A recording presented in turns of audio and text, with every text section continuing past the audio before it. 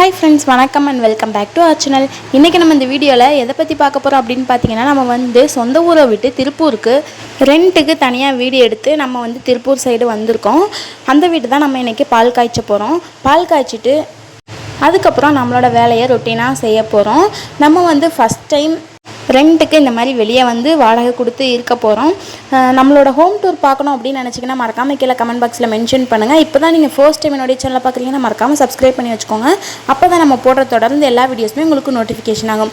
நான் எப்படி தலை செஞ்சுட்ருக்கேன் அப்படின்னு பார்த்தீங்கன்னா, ஸ்கூல் படிக்கிற பிள்ளைய ஃபஸ்ட்டு ஸ்கூலில் கொண்டு போய் சேர்க்க விடுற மாதிரி மாமா வந்து இப்போ ஃபஸ்ட்டு இன்றைக்கி தான் வேலைக்கு போக போகிறாங்க. ஆல்ரெடி செஞ்சுட்டு இருந்த ஷாப்பில் தான் ஒர்க்குக்கு போக போகிறாங்க.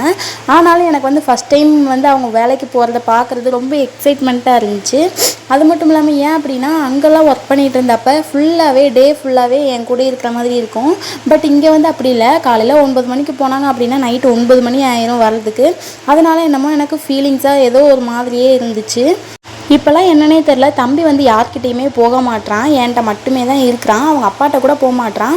காலையில் அவங்க அப்பா கொஞ்ச நேரம் தூக்கி வச்சுருந்துட்டு, சரி போகும்போது தூக்கி வச்சுருந்துட்டு போகிறேன் அப்படின்னு சொல்லிட்டு தூக்கி வச்சுருந்தாங்க. அதுக்கே அந்த அழுக ஆரம்பிச்சிட்டான். என் லைஃப்பில் எனக்கு ஏன்டா இந்த மாதிரிலாம் எனக்கு மட்டும் சோதனை கொடுக்குற அப்படிங்கிற மாதிரி தான் இருக்குது. ஏன்னா அந்த மாதிரி விஷயங்கள் தான் தொடர்ந்து என் லைஃப்பில் இப்போ நடந்துகிட்ருக்கு. நம்ம வந்து கஷ்டப்பட்டு முன்னேறணும் அப்படிங்கிறதுக்காக தான் இங்கே வந்திருக்கோம். அதனால் எதை பற்றி யோசிக்கக்கூடாது அப்படின்னு சொல்லி நானே என் மனசை ஆறுதல் படுத்திக்கிட்டேன். அவங்க போகிறத பார்க்கும்போது கொஞ்சம் என்னதான் இருந்தாலும் ஃபீலிங்ஸாக தான் இருந்துச்சு. சரி அவ்வளோதான், அப்படி தான் லைஃப் போகும் அப்படின்னு சொல்லிட்டு மனசை தேத்திட்டு அப்படி லாக் பண்ணிவிட்டு உள்ளே வந்தாச்சு. யாருக்கெல்லாம் நம்மளோட ஹோம் டூர் வேணும் அப்படிங்கிறத மறக்காமல் கீழே கமெண்ட் பாக்ஸில் மென்ஷன் பண்ணுங்கள். நாங்கள் நேற்றே வீட்டுக்கு அட்வான்ஸ்லாம் கொடுத்துட்டு பொருள் எல்லாத்தையுமே வச்சுட்டு அதுக்கப்புறம் சாயந்தரம் 5 மணி வரைக்கும் க்ளீன் பண்ணி வச்சுட்டு அப்புறம் எங்கள் அம்மா வீட்டுக்கு போயிட்டோம். ஆனால் சாக்கில் இருந்த துணியை மட்டும் மடிக்காமல் அப்படி விட்டுட்டோம். இப்போ வேலைக்கு போயிட்டாங்க, வேறு என்ன வேலை நமக்கு, சரி அதை வந்து க்ளீன் பண்ணலாம், ஒன்றா இப்போவே பொறுமையாக பண்ணலாம் அப்படின்னு சொல்லிட்டு துணியெல்லாம் பாதியாக எடுத்து போட்டு ஃபுல்லாகவே பீரோ ஃபுல்லாக மடித்து வச்சுட்டு இருந்தேன்.